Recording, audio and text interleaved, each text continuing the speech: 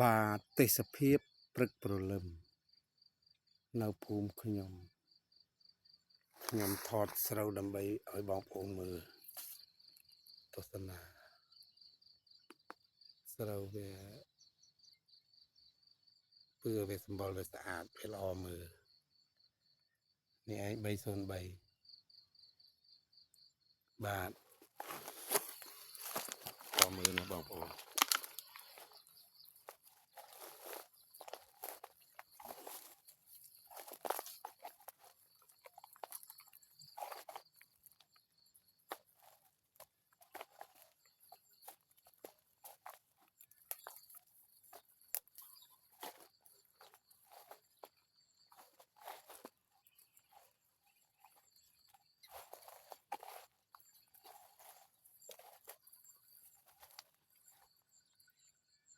ចេញផ្លែ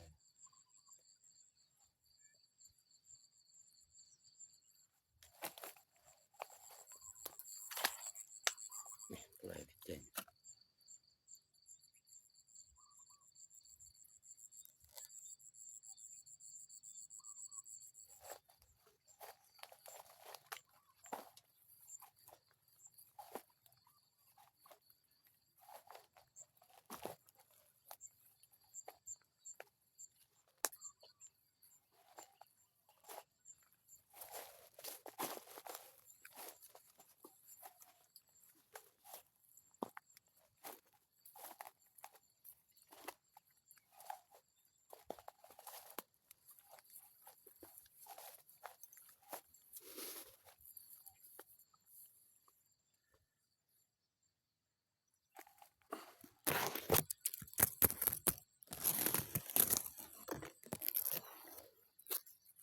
បាទស្រូវចេញមួយហើយបងប្អូន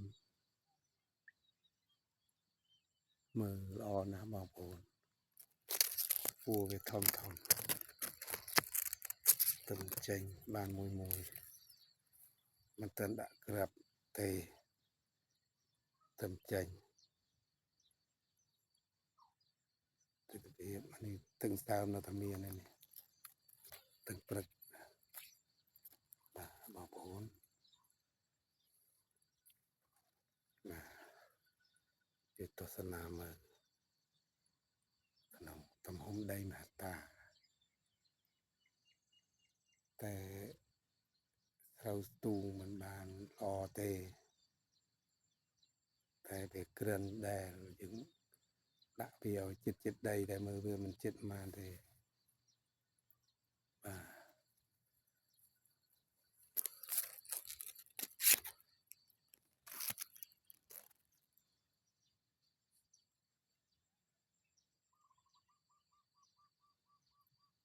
អរគុណបង